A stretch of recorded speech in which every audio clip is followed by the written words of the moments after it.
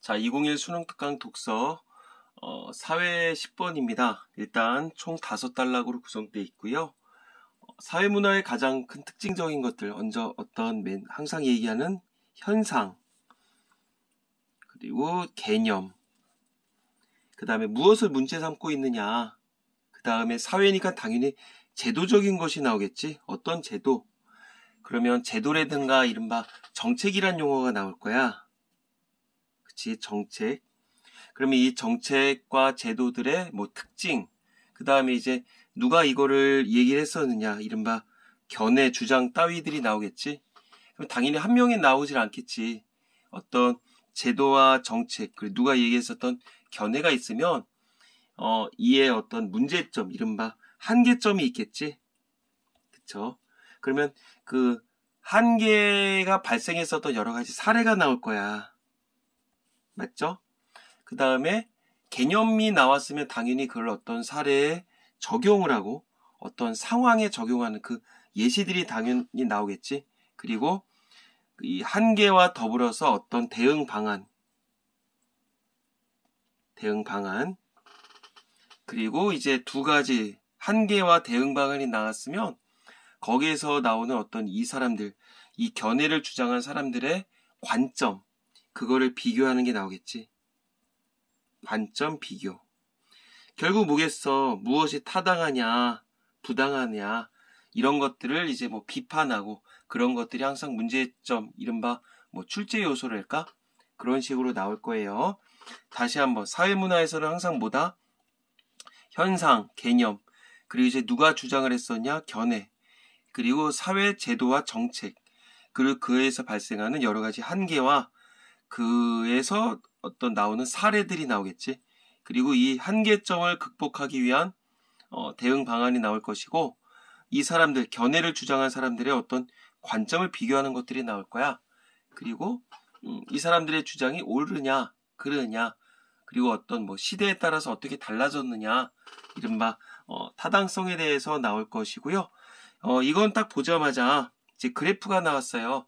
우리 친구들이 이제 과학과 더불어서 경제학을 많이 어려워하는데, 그래프가 나오면 우리 친구들을 방해하는 요소가 아니라 우리 친구들의 이해를 돕기 위해서 나오는 하나의 소스이다, 이렇게 생각을 하는 게 좀 편할 거야. 자, 그래프가 나오면 맨 처음에 뭘 해야 된다? 항상 얘기하는 거. 어떤 Y축과 가로축 간의 관계, 물가 상승률과 실업률 간의 관계에 대해서 나오는구나. 그러면 딱 보자마자 우하향이네. 그러면 이거는 결국 뭐다? 물가 상승률과 실업률은 결국 어떤 역의 관계이다. 마이너스의 관계이다. 이런 걸 우리가 센스 있게 알 수가 있겠죠. 그래서 출발할게요. 자, 총 5단락으로 구성되어 있고요. 이제 기어 케인즈 학파가 나와 있고 니은의 통화주의 학파가 나와 있어. 그러면 당연히 이 사람들의 어떤 견해 주장, 의견 차이를 물어볼 것이야. 그리고 윗글에 대한 설명을 가장 적절한 것은, 자, 확 봤더니 어떤 중심화제가 어쩌고저쩌고 나왔어. 문제점 제시했다. 종류를 일정 기준에 따라 분류했다. 어떤 상이한 견해를 제시했다. 주요 개념들을 제시했다. 일반적 통념을 제시했다. 그리고 어쩌고저쩌고 뒤에 나와 있겠지. 항상 얘기하는 거, 요렇게 끊었을 때 앞에만 틀리고 뒤에가 맞을 수도 있고, 앞은 틀리고, 앞은 맞고 뒤가 틀릴 수도 있고, 문제의 어떤 선택지 전체가 틀릴 일은 이제는 없다. 우리 친구들이 알고 있어야 되겠고요.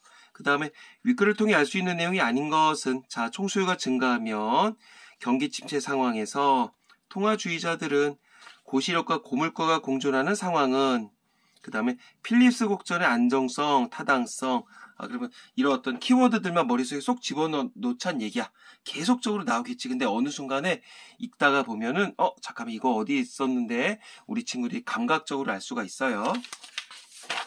자, 다음에 3번 문제 가볼까? 3번은 기억과 니은을 비교한 내용으로 적절하지 않은 것은, 자, 거봐. 아까 전에 기억은 케인즈 학파, 니은은 통화주의자였었는데 이 사람들이 어떤 견해 주장을 비교하는 게 나오겠죠.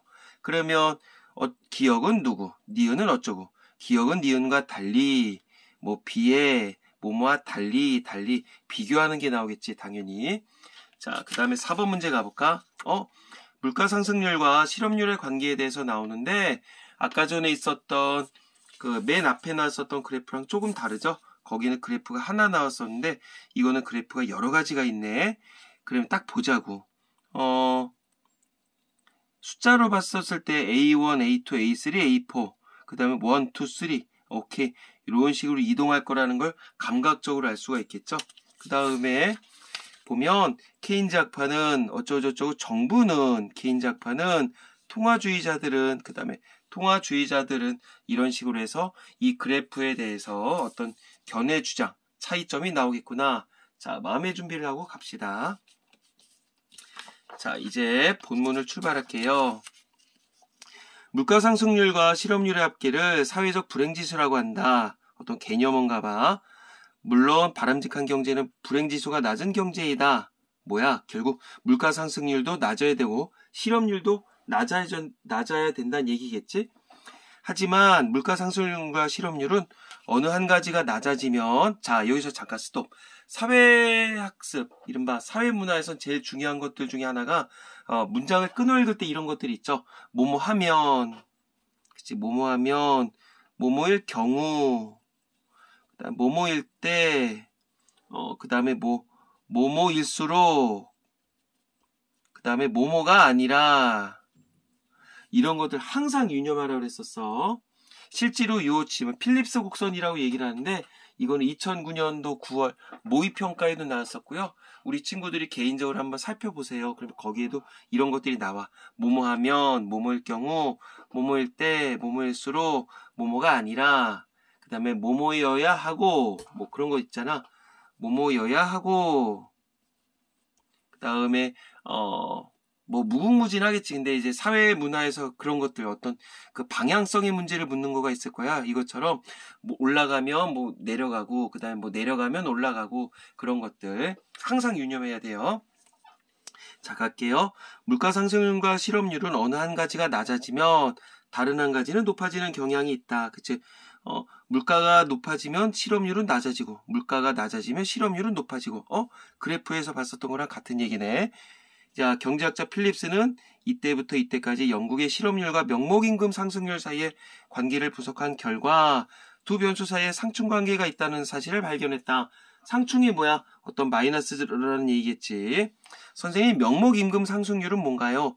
실업률은 알 거 아니야. 뭐 어떤 노동 가능 인구 중에서 뭐 어떤 자발적 실업도 있겠고, 뭐 우리 중학교 때 배웠던 것들 있죠. 뭐 기후에 관련한 것들도 있겠고, 어떤 그 노동 가능 인구 중에서 몇 퍼센트가 어떤 취업을 못 하고 있느냐, 그런 거를 이제 실업률이라고 얘기를 하고, 명목임금 상승률은 이제 실질임금 상승률이 있고 명목임금 상승률이 있는데, 명목임금 상승률은 이제 그거야. 말 그대로 딱 문자가 났었던, 결국 이제 내가 올해 100만 원 받았는데 내년에는 110만 원을 받아. 그러면 딱 봤을 때 어떤 그 물가는 올랐어, 아니 임금은 올랐다 안 올랐다? 올랐다. 하지만 쓰는 가치는 다르겠지. 물가가 더 올랐을 경우 올해 100만 원의 가치가 내년에 110만 원으로 오르긴 했었지만, 즉 10% 올랐지만 어떤 그 물가가 그거보다 더 오르게 되면 내 110만 원은 예전에 100만 원만큼 가치를 못 가질 수도 있어. 어쨌든 임금은 올랐잖아. 그게 명목임금률이야. 임금 상승률이야. 자, 상충 관계가 있다는 걸 발견했고요.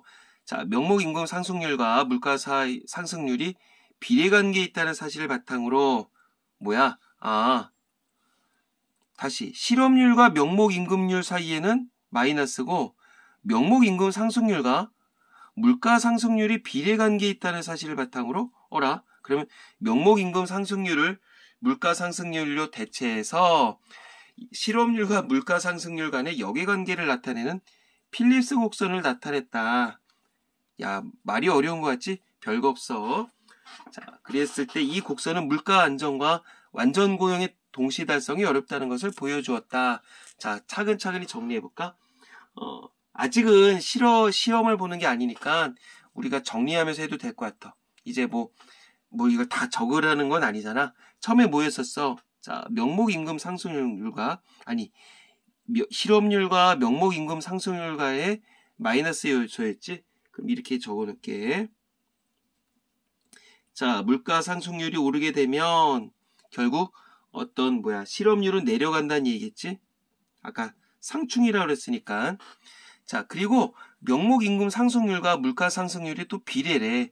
그러면 물가 상승률은 명목 임금 상승률이랑 같다고 볼 수 있는 거 아니야? 같다기보다 어떤 방향성은 같다고 보는 거잖아. 그러면 요렇게 연관된다고 볼 수 있겠지. 물가 상승률은 실업률과 마이너스. 그 다음에 요거랑 요게 같으니까 명목 임금 상승률이 오르면 실업률은 내려간다. 그럼 그게 이 얘기야. 이걸 뭐라고 그런다? 이른바 필립스 곡선이라고 얘기를 한다. 자, 이 곡선은 물가 안정이랑 완전 고용의 동시 달성이 어렵다는 것을 보여준다. 결론적으로 미리 얘기를 해주면 결국 완전 고용이랑 그리고 이제 물가 안정 사이의 어떤 모순 관계에 대해서 나오는 게 이른바 필립스 곡선이다. 자, 물가 안정은 결국 뭐겠어? 이 세 가지 관계성으로 봤었을 때 물가 안정은 물가 상승률이 높아진다, 낮아진다. 낮아지는 걸 얘기를 하겠지. 그리고 완전 고용이라는 얘기는 결국 뭐야? 실업률이 0이다. 실업률이 0이라는 얘기는 없거든. 사실 이제 어떤 노동 시장이 어떤 정상적으로 기능을 했었을 경우 수요와 노동의 공급량이 어떤 완전하게 되는, 그러니까는 이거는 실업률이 낮아진다라고 그냥 적어둘게. 이거를 사실은 균형 고용량이라고 얘기를 하거든요. 학교에서 얘기를 할지 모르겠다. 근데 우리는 지금 경제학을 하는 게 아니라 그냥 국어를 하는 거니까 그냥 간단하게 알고 있어. 그냥 균형 노동 고용량이다. 그러니까 실업률이 빵이라는 얘기는 있을 수가 없어. 자, 어쨌든 완전 고용의 동시 달성이 어렵다. 이렇게 얘기를 하는 거야. 자, 이러한 점에 기초해서 케인작파는 완전 고용의 대가로 약간의 물가 상승은 감수해야 된다는 총수요 관리 정책의 유효성을 주장하게 됐다. 케인작파가 얘기한 게 뭐다? 총수요 관리 정책이더라. 완전 고용의 대가, 완전 고용은 물가 상승을 낮추는 거였고, 그러면 결국은, 완전 고용은 결국 어떤 실업률을 낮추는 거였지. 그러면 물가 상승은 감수해야 된다. 아까 전에 역의관계라고 그랬었잖아. 이게 이 얘기구나. 자, 완전 고용은 실업률을 낮추는 거라고 얘기를 했어. 선생님, 총수요 관리 정책이 뭐예요? 다음 페이지에 있죠. 자, 한 국가에서 어떤 생산물에 대한 가게, 기업, 정부, 외국인이 수요를 합쳤다. 자, 수요라고 하는 건 각각의 어떤 사고자 하는 욕구라고 그랬었잖아. 그러니까 어떤 국민 경제 전체에서 어떤 생산 요소가 아니라 생산물이네. 물건이라든가 재화와 서비스를 우리가 보통 우리가 생산물이라고, 서비스는 빼야 되겠다. 그치? 생산물, 그냥 물건이라고 생각을 하면 될 것 같아. 가계, 기업, 정부, 외국인이 수요를 합친 것. 이른바 총수요라고 얘기를 하는데, 그거를 관리를 하는 정책을 이른바 총수요 관리 정책이라고 하나 보지? 괜히 읽었다. 야, 뒤에 나온다. 총수요 관리 정책이란 정부의 지출을 조절하거나 세율을 조절하는 경기 조절 방식을 의미한다. 결국 뭐야? 정부가 주관하는구나. 지출을 조절하거나 첫 번째, 그 다음에 세율을 조절하는구나. 총수요 관리 정책은 누가 실시를 해요? 정부가 하는구나. 벌써 나왔지? 경기 침체 국면에서, 경기 침체라면 결국 뭘까? 모르겠어요? 그럼 뒤에 읽어볼까? 실업 구제를 위해서, 경기 침체라고 하는 건 당연히 고용이 안 되고, 물가가 여러 가지 변동 요인이 있겠지만, 실업이 증가하고 이제 그런 거겠지. 자, 실업 구제를 위해서 정부가 대규모 토목공사를 발주하거나, 세율을 낮추는 것 등이 이래야 해당한다. 그럼 답이 나왔네. 아까 전에 총수요 관리 정책이 뭐였어? 지출을 조절한다며. 그럼 이거겠네. 실업 구제를 위해서 지출을 조절하는 정책 중에 하나가 뭐야? 이거겠네. 대규모 토목공사를 발주한다. 그리고 세율을 조절한대. 세율을 낮추네. 결국 어떻게 앞뒤 문장 이렇게 예시를 들어준 거겠지? 자, 그러면 케인작파는 총수요를 증가시키면 누가 한다 그랬어? 이 관리 정책은 정부가 한다 그랬지? 총수요를 증가를 시키면 생산이 증가할 뿐만 아니라 생산이 증가한다고? 그러면 노동자, 실업자의 수입과 구매율이 증가해서 물가가 상승하고 그리고 경기가 부양된다고 보았다. 무슨 말이야? 자, 위로 다시 가볼게. 경기가 무너졌어. 쉽게 얘기하면 서민들이 먹고 살기가 힘들어. 그러면 일단 일자리를 만들어야 될 거 아니야. 그래서 정부에서 대규모 토목공사를 막 실시를 했어. 그러면 사람들을 고용을 하겠지. 그러면 고용을 하니까 월급 주겠지. 돈 주겠지. 시중에 돌아다니는 돈이 늘어나겠지. 그쵸? 돈이 늘어나니까 경기가 부양이 되겠지. 그러니까 경기가 부양이 되니까 치킨 한 마리 더 사 먹을 수 있겠지. 소비가 늘어나겠지. 즉 수요가 늘어나겠지. 그 얘기를 하는 거야. 별게 없어. 자, 경기가 부양이 됐다. 고로 어떤 물가가 상승이 되겠고 실업률은 낮아지겠지. 그 얘기야. 여기다 간단하게 적어놔. 혹시 뭐 뒤에 나오면 모르겠는데 여기 있다. 야. 이러한 관계를 바탕으로 물가 상승과 실업률의 감소가 어떤 대응되는 필립스 곡선. 그게 아까 전에 필립스 곡선 여기 나왔었지. 물가 상승과 실업률의 관계성. 이걸 그릴 수 있다. 다시 또 얘기했었던 거 다시 적어줘. 이런 과정에서 통화량이 늘어나 돈을 많이 벌어. 그러니까 결국 경기가 부양이 돼. 경기가 좋아진다는 얘기야. 먹고 살기 좋아진다는 얘기야. 그렇게 되면 소비가 늘어. 결국 뭐 소비가 는다는 얘기는 뭐 수요가 늘어 이렇게도 볼 수가 있겠지. 이런 걸 목적으로 한다는 얘기야.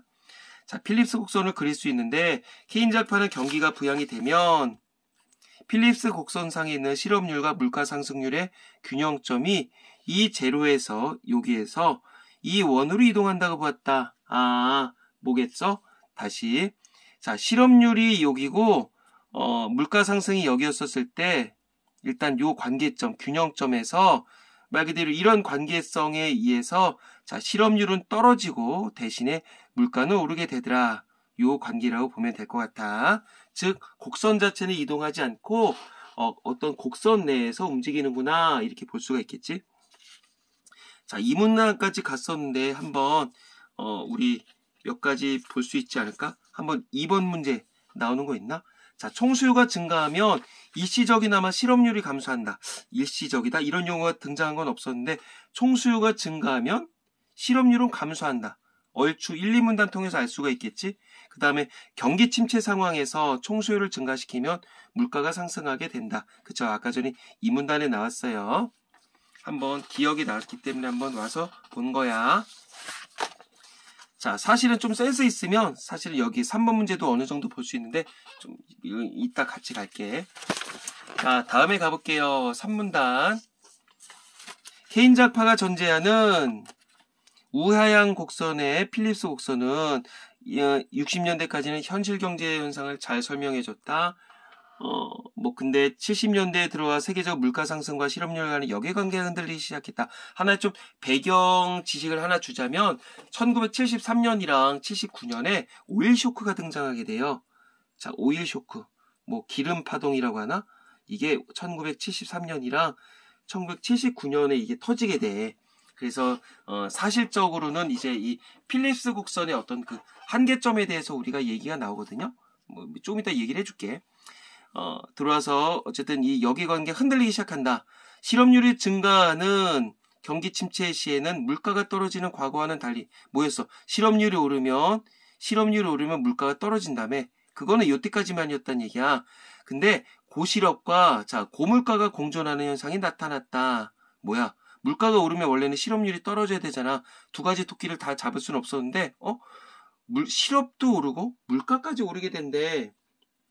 자, 이러한 현상을 경기 침체를 뜻하는 스태그네이션과 물가 상승을 뜻하는 인플레이션의 합성어로 이른바 스태그플레이션이라고 하는구나. 그치? 사실은 이 이전에 있었던 거, 물가가 오르게 되는 걸 인플레이션이라고 하거든?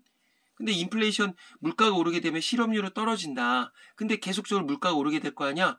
그럼 인플레이션도 문제점일 거 아니야? 그러면 물가 상승을 낮추고 물가 상승을 낮추고 대신에 좀 실업을 높이는 한 있더라도 물가를 낮춰야 되겠다. 좀 그런 얘기도 있었거든. 어쨌든 물가 상승은 인플레이션. 근데 여기서는 물가도 오르고 어떤 실업도 오르게 된다. 이런 걸 우리가 스태그플레이션이라고 하는 거야. 여기에 배경적인 요소 중에 하나가 이제 지금 얘기했었던 73년과 79년에 있었던 오일 쇼크이더라. 그 정도는 좀 배경 지식으로 알고 있었으면 좋겠어. 자, 이때 이후에 이 현상이 나타나면서 안정성과 타당성이 의심을 받게 됐다. 이게 무슨 말이야? 두 마리 토끼를 다 잡을 수는 없다는 얘기겠지. 자, 3문단 가볼게. 이러한 시대적 변화를 배경으로 프리드만, 펠프스 등의 통화주의자들은 우하향의 필립스 곡선은 일시적일 뿐이다. 잠깐만, 아까 전에 어디 나왔던 것 같은데? 자, 2번 문제 아까 전에 총수요 증가하면 일시적이나마 실업률이 감소한다. 이 얘기 때문이겠구나. 자, 그러면 우리 이거 일단은 맞죠? 그럼 여기까지 해결했으니까 이거 3문단을 통해서 알 수가 있다.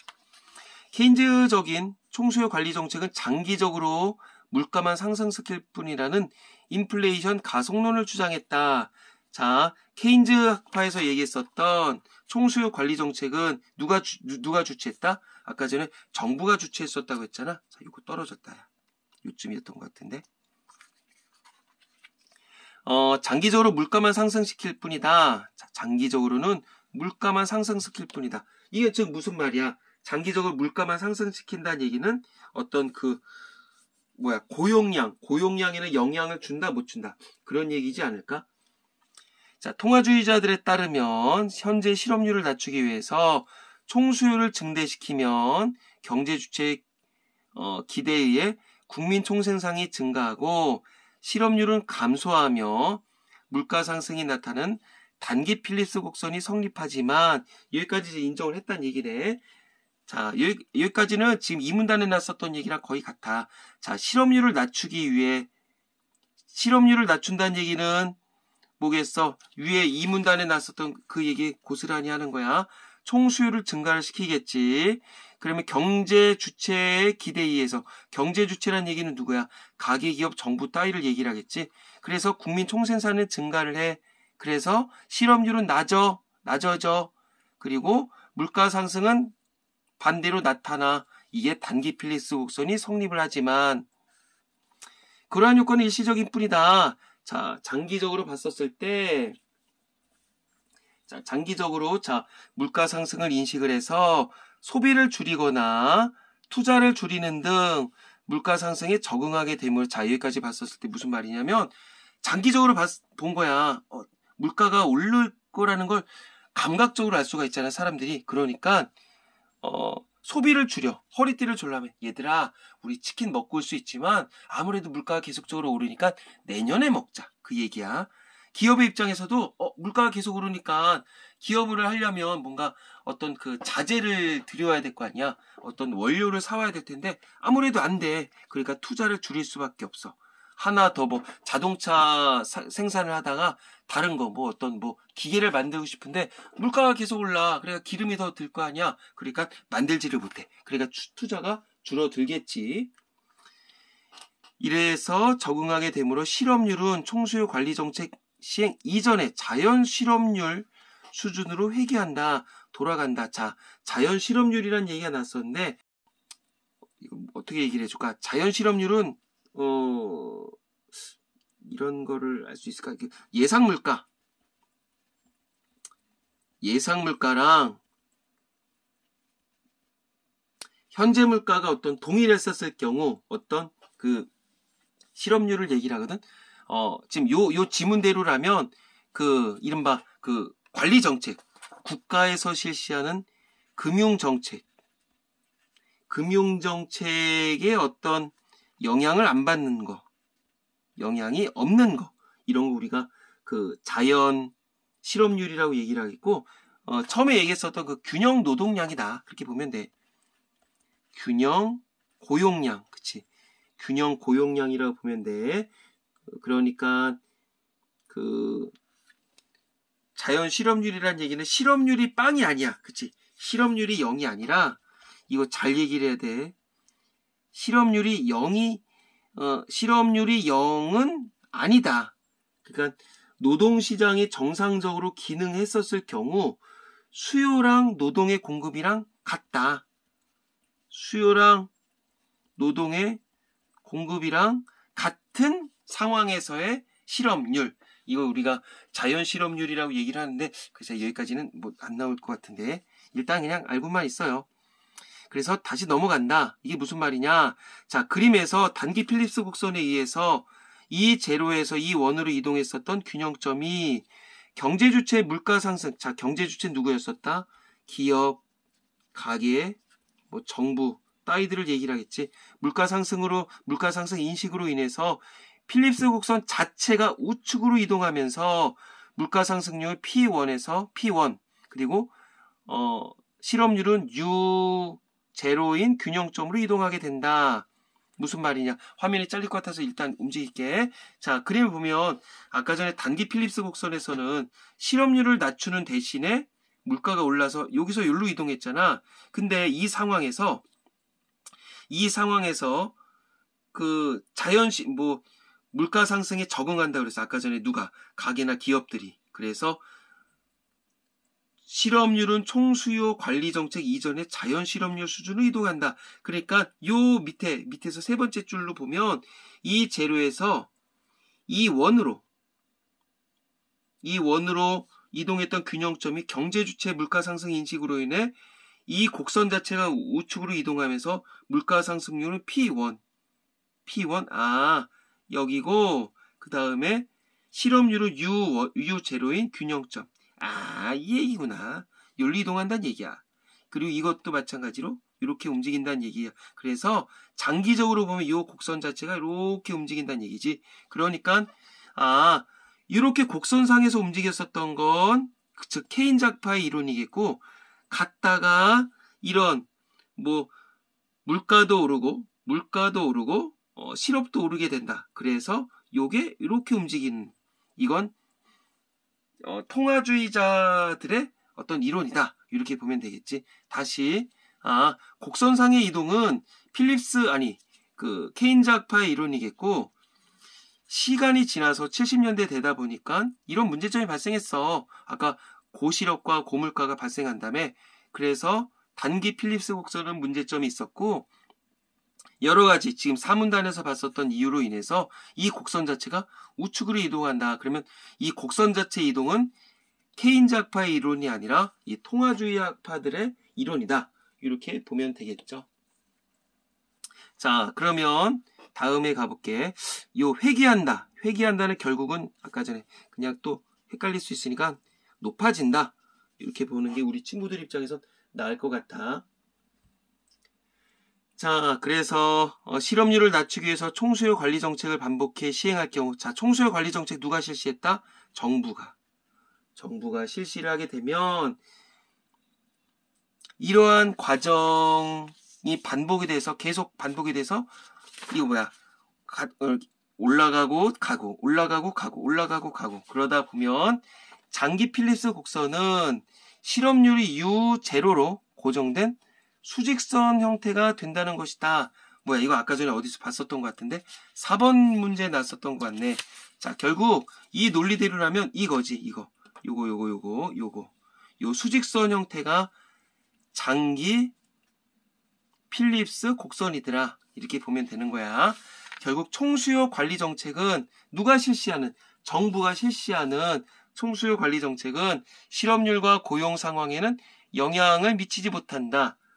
즉 실업률의 변화는 있다 없다? 없다. 오로지 물가 상승만 가속하게 되는 문제점을 발생시킨다. 자, 다음에 가보고서 그냥 문제 가볼게. 그래서 통화주의자들은 경기 부양을 위해서 총수요 관리 정책을 사용하지 말 것을 권고한다. 총수요 관리 정책 누가 실시했다? 정부가 실시했었지. 즉 통화주의자들은 경기 침체 국면을 해소하기 위해서 필립스 곡선을 왼쪽으로 이동시켜야 된다. 아까 전에 방향성 이동이 있었지. 아까 전에 여기서 필립스 곡선 자체 우측으로 이동하면서 여러 가지 문제점이 발생했었잖아. 그러니까 이 곡선 자체를 왼쪽으로 이동해야 된다. 그래서 이를 위해서는 총 공급을 증가시켜야 된다라고 주장을 했네. 오케이. 자, 느낌이 오죠? 이를 위해서는 인력을 적재적소에 배치하는 인력 구조 조정이나, 자, 이를 위해서는 이런 거 중요해. 인력 구조 조정이나 시장의 기능을 회복하여 장기 총 공급을 증가시키는 총 공급 관리 정책을 권고했다. 결국 뭐겠어? 야, 얘들아, 시장의 기능을 회복한대. 시장의 기능을 회복한다는 얘기는 물가를 안정시킨다는 얘기겠지. 물가를 안정시킨다. 물가를 뭐 내린다는 얘기 아닐까? 그리고 장기 총 공급을 증가시킨대. 야, 시장에서 인력 구조 조정하고 총 공급을 실시하는 건 정부겠냐, 기업이겠냐? 당연히 기업이겠지. 센스 있게 이 정도는 우리가 알 수 있을 거야. 자, 그럼 여기서 아예 적어 놓을까? 이거는 기업이 주체가 되더라. 대체적으로 기업이 주체가 된다고 볼 수 있는 거야. 무조건적으로 기업이라고 볼 수는 없어. 자, 문제를 좀 풀고 나서 좀 어떤 배경 지식 관련해서 얘기를 해줄게. 그러면 아까 전 1번 같은 경우 그냥 보자마자 문제를 답을 알 수 있어야 되겠지? 그냥 3번이네. 상이한 견해. 누구야? 아까 전에 케인즈 학파와 어떤 그 통화주의자 학파들의 견해를 비교했죠? 혹시 가볼까?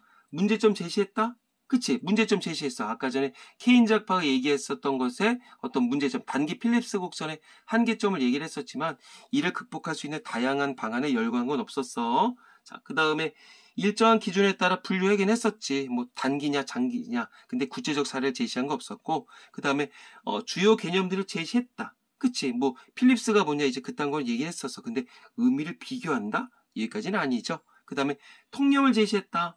뭐 통념은 어떤 우리 일반적인 사고방식이겠지? 그런 거 나온 거 있었다? 없었다? 없었다. 그리고 비판한 것도 없었다. 그러니까 당연히 3번이겠다. 이렇게 보면 될 거야. 쉽죠? 자, 나랑 하니까 쉬운 거야. 자, 윗글을 통해 알 수 있는 거, 사실 이거 실제로 문제를 풀 때는 이제 바로바로 실시간으로 왔다 갔다 했었는데 일단 그냥 가볼게. 자, 3번. 통화주의자들은 시장의 기능 회복이 경기를 부양하는데 기여한다고 생각했었다. 그쵸? 이거 어디 나왔냐? 통화주의자들은 저 뒤쪽에 나왔지. 3문단, 4문단, 5문단에 나왔었는데 시장의 기능 회복. 이 뭐야? 여기 나왔네. 요거 얘기하는 거 아니야? 그쵸? 요거네. 그대로. 그 다음에 4번. 고시력과 고물가가 공존하는 상황은, 고시력, 고물가. 이거 누구였었어? 아까 전에 누구냐? 아까 여기 나왔던 통화주의자들 얘기를 하는 거네. 필립스 곡선의 타당성을 입증하는 근거가 됐다. 아니다. 이거를 문제점을 알 수 있게 하는 그 한계점을 알 수 있다 그랬었지. 아까 뭐랬었냐? 이런 것들로 인해서 이 곡선의 어떤 의심을 받게 됐다. 4번 틀렸네. 그리고 필립스 곡선의 안정성과 타당성, 위 문단이 4번 문제에 나왔던 그대로네. 의심을 받게 된 건 70년대 발생한 스태그플레이션 때문이다. 이게 3문단에 나왔었는데 이거는 문제가 오류 나온 것 같은데? 야, 이건 아무리 몰라도 4번이랑 5번이랑 정반대되는 얘기잖아. 이렇게 안 내. 4번이 맞으면 5번이 맞고 5번이 맞으면 4번이 맞잖아. 누가 이렇게 바보같이 내겠냐? 이거는 아니야. 이거는 둘 중에 하나가 답이었어. 문제 오류 났을 것 같은데? 자, 그리고 다음에 가볼까? 자, 3번 문제 가볼게요. 기억과 니은을 비교한 내용으로 적절하지 않은 것은, 자, 기억이 누구였다? 케인즈 학파였다. 자, 케인즈 학파는 뭘 주장했었다? 케인즈 학파는 아까 전에요. 케인즈는 총 수요 관리 정책을 했었었죠. 그리고 니은은 뭐였어? 통화주의자들이었어. 이 사람들이 뭘 주장했다? 총 공급 관리 정책을 주장했었죠. 자, 1번 경기 부양을 위해서 기업은 총수요 관리 정책, 니은은 총수요 관리 정책. 맞네. 그 다음에 기업은 니은과 달리 케인즈는 통화주의자들과 달리 고시력, 고물가가 공존하는 현상이 나타나기 어렵다고 생각했다. 맞죠? 이 고시력과 고물가가 같이 나타나는 건 스태그플레이션 그렇게 얘기를 하면서 통화주의자들의 의견이었어. 그러니까 맞네. 그 다음에 케인즈는 통화주의자들과 이에 비해 경기 침체 국면에서 정부가 적극적으로 시장에 개입해야 된다. 정부가 얘기했었던 게 총수요 관리 정책이었잖아요. 맞네요. 그래서 아까 무슨 발주 그런 거 얘기했었는데, 그치? 대규모 토목공사 발주 그딴 얘기 있었죠. 그렇게 보면 되겠고, 4번 통화주의자들은 케인즈와 달리 물가 상승과 실업률이 반드시 역의 관계가 가 되는 것은 아니라고 했다. 그래서 고실업 고물가가 같이 발생한다고 그랬었잖아. 맞네. 자, 그 다음에 통화주의자들은 케인즈랑 달리 총수요 관리 정책을 반복 시행하면 실업률이 지속적으로 높아진다고 봤다. 뭔 소리야. 실업률은 안 발생한다며. 그리고 물가만 쭉쭉 올라간다 그랬지. 뭐야, 이거 틀렸네. 5번. 이렇게 쉽게 안 내, 얘들아. 나랑 하니까 쉬운 거야. 자, 다음에 4번 간다. 자, 모모국 정부는 경기 침체 상황을 타개하고 경기 침체, 경기 안정을 취한다는 얘기겠지. 자, 그 다음에 총수요 관리 정책. 총수요 관리 정책이면 일단 딱 누가 나와야 되겠어? 케인즈 학파가 나와야 되겠지. 그리고 이를 위해서 자, 어떤 현재 실업률 6%를 2% 낮춰 4%를 유지하기 위해서 지속적으로 총수요를 증가시킨다. 그러나 통화주의자들은 이게 보이냐? 움직인 것 같은데. 어쩌고저쩌고 정부의 정책을 부적절하다 비판해서 우측의 그래프를 제시했다. 벌써 느낌 나오죠? 자, 그러면 1번부터 가볼게. 통화주의자들이 중요시했었던 것보다 아까 총공급 관리 정책이었어. 그래서 이 곡선 자체가 이렇게 뭐였더라? 왼쪽으로 이동한다. 그거 아까 전에 나왔었지? 요거. 공급 곡선을 이동한다 그랬어. 이거 조금 이따 얘기를 해줄게. 1번. 케인즈 학파는 실업률이 6% 이하로 줄어들기 위해서는 정부의 대규모 토목공사 발주나 세율 조정 등 같은 정책이 필요하다 그랬다. 이거 뭐였다? 총수요 관리 정책이었다. 아까 몇 문단에 놨다? 이 문단에 놨다. 자, 그 다음에 실업률을 낮추기 위해 총수요를 증가시키면 균형점이 A1에서 B1으로 이동해서 물가가 2% 상승해야 될 것이라고 했다. 그쵸? 이 곡선상에서만 움직였었지. 그게 총수요 관리 정책이었죠. 이거 아까 이 문단인가? 거기 나왔던 것 같은데. 그 다음에 케인즈 학파는 우하향하는 필립스 곡선을 전제로 총수요를 증가시키면 균형점이 B1, B2, B3로 이동하면서 물가가 지속적으로 상승한다고 했다. 야, 이건 아까 전에도 얘기했다. 곡선상에서만 이동이라며. 이딴 거 나오지도 않았어. 그치? 다시 케인즈 학파는 뭐만 움직인다? 그치? 곡선상에서만 이동한다. 그래서 3번 답이네. 그 다음에 통화주의자들은 장기적으로 볼 때 균형점이 A1에서 A4가 돼서 필립스 곡선이 수직선의 형태가 되므로 실업률은 UN이냐? 뭐야 이거? UN, 그치. 유지된 채 물가만 상승한다. 그치. 실업률의 변화는 없고 물가만 무지하게 오르게 되더라. 다음에 통화주의자들은 물가가 B1으로 상승하면 그치. 사람들이 물가 상승을 인식하고 그래서 뭘 한다 그랬었다. 그래서 물가 상승을 인식을 해서 그치. 소비를 줄이거나 투자를 줄인다 그랬었잖아. 그래서 그들의 행동을 예상되는 물가 상승에 적응을 시켜서 그치. 이게 이렇게 적응해서 균형점에 A2로 이동한다. 그리고 이게 계속적으로 반복이 된다 그랬지. 숑 하면서 요게 숑 올라가게 되는 이른바 장기 필립스 곡선이 되더라. 그거는 통화주의 학파들의 이론이더라. 이 정도 보면은 아주 쉽게 볼 수 있을 것이더라. 왜 그러냐? 나랑 봤기 때문에. 이 정도 보면 되겠죠? 그러면 좀 추가적으로 얘기를 해줄게요. 좀 그림을 그려놔. 여기 공간이 있으니까 물가랑 그 다음에 국민소득 관계에 대해서 얘기를 해줄게. 국민소득 몇 분지났냐? 이랬을 경우 이게 공급이고 이게 수요인 건 니네 다 알아. 응? 근데 아까 전에 총 수요를 늘린다 이렇게 봤잖아. 이걸 D1으로 이동한다 찍게. 이건 이렇게 되면 잘 봐. 자, 이제 수요가 늘은 거야. 수요가 늘었어. 수요가 늘게 되면 소득은 늘어 안 늘어? 그쵸? 소득은 늘게 되겠죠? 소득은 늘었어. 그럼 물가 늘어 안 늘어? 물가 높아지죠? 그렇게 되면 이렇게 됐었을 경우 이제 실업률이 떨어지더라. 이런 의견이 있었던 거야. 자, 근데 이러다가 이제 오일 쇼크가 난다 그랬지? 1970년대 이제 오일 쇼크가 등장을 하게 돼. 그러면 이제 총 공급을 뭐 조절하자. 그 얘기 뭐냐면 세로축은 물가, 가로축은 국민소득. 선생님, 아까 전에 여기 나왔던 이 관계성에 나왔던 그래프는 좀 다른데요?